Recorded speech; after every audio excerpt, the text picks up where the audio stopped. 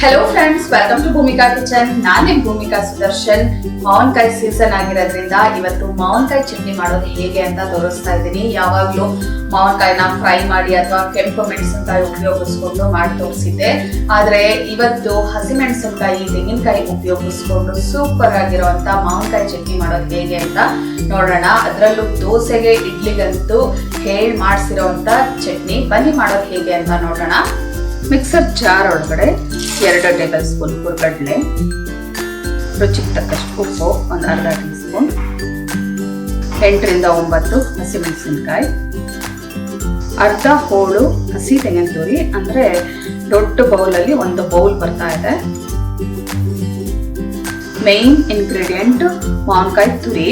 ನೀವು ಸಿಪ್ಪೆ ಸಮೇತ ಕೂಡ ಮಾವಿನಕಾಯಿನ ತುರಿದಿಟ್ಕೋಬಹುದು. ನಾನಿಲ್ಲಿ ತುಂಬಾ ದಪ್ಪ ಇದ್ದಿದ್ರಿಂದ ಸಿಪ್ಪೆ ಬರೀ ಹಾಗೆ ತುರಿದಿಟ್ಟಿದ್ದೀನಿ. 2 ಟೇಬಲ್ ಸ್ಪೂನ್ ಹಾಕೊಳ್ತಾ ಇದ್ದೀನಿ. ತುಂಬಾ ಹುಳಿ ಇದೆ. ಹುಳಿ ಕಮ್ಮಿ ಇರುವಂತ ಮಾವಿನಕಾಯಿ ಆದ್ರೆ ನೀವು ಅರ್ಧ ಮಾವಿನಕಾಯಿ ಕೂಡ ಹಾಕೋಬಹುದು. ಕೊತ್ತಂಬರಿ ಸೊಪ್ಪು ಸ್ವಲ್ಪ, ಇದಕ್ಕೆ ಸ್ವಲ್ಪ ನೀರು ಹಾಕೊಂಡು ಚಟ್ನಿ ಹದದಲ್ಲಿ ರುಬ್ಕೋಬೇಕು. ಸ್ವಲ್ಪ ನೀರು ಹಾಕೊಂಡು ಚಟ್ನಿ ಹದದಲ್ಲಿ ರುಬ್ಕೊಂಡಿದ್ದೀನಿ. ಮಾವಿನಕಾಯಿ ಹುಳಿ ಮೇಲೆ ಡಿಪೆಂಡ್ ಆಗುತ್ತೆ. ನೀವು ತೋತಾಪುರಿ ಮಾವಿನಕಾಯಿ ಆ ಥರದ್ದೇನಾದರೂ ಉಪಯೋಗಿಸೋದಾದ್ರೆ ತೆಂಗಿನಕಾಯಿ ಎಷ್ಟು ತೊಗೊಂಡಿರ್ತೀರ ಅದತ್ರ ಅಷ್ಟೇ ಮಾವಿನಕಾಯಿ ತುರಿ ಕೂಡ ತೊಗೋಬೋದು. ಇಲ್ಲಿ ತುಂಬ ಹುಳಿ ಇದ್ದಿದ್ರಿಂದ ನಾನು 2 ಟೇಬಲ್ ಸ್ಪೂನ್ ಮಾವಿನಕಾಯಿ ತುರಿನ ಉಪಯೋಗಿಸ್ಕೊಂಡಿದ್ದೀನಿ. ಆಮ್ಲೆಟ್ ಕಾಯಿ ನಾನು ಉಪಯೋಗಿಸಿರೋವಂಥ ಮಾವಿನಕಾಯಿ. ಇವಾಗ ಇದನ್ನ ಒಂದು ಬೌಲ್ಗೆ ಟ್ರಾನ್ಸ್ಫರ್ ಮಾಡಿಕೊಂಡು ಮೇಲ್ಗಡೆ ಸಾಸಿವೆ ಒಗ್ಗರಣೆ ಹಾಕೊಳ್ತೀನಿ.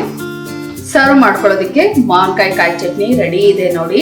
ಒಗ್ಗರಣೆಗೆ 1 ಟೇಬಲ್ ಸ್ಪೂನ್ ಎಣ್ಣೆ, ಅರ್ಧ ಟೀ ಸ್ಪೂನ್ ಸಾಸಿವೆ, ಚಿಟಕಿ ಇಂಗು, 1 ಟೀ ಸ್ಪೂನ್ ಉದ್ದಿನಬೇಳೆ, ಅಷ್ಟು ಬಿಟ್ಟರೆ ಇನ್ನೇನೂ ಹಾಕಿಲ್ಲ. ಕರ್ಬೇವಿನ ಸೊಪ್ಪು ಸ್ವಲ್ಪ, ಇದಿಷ್ಟು ಹಾಕಿ ಒಗ್ಗರಣೆ ಮಾಡಿಕೊಂಡು ಅದ್ರ ಮೇಲೆ ಹಾಕಿದ್ದೀನಿ. ಇವಾಗ ನಿಧಾನವಾಗಿ ಮಿಕ್ಸ್ ಮಾಡ್ಕೊಳ್ತೀನಿ.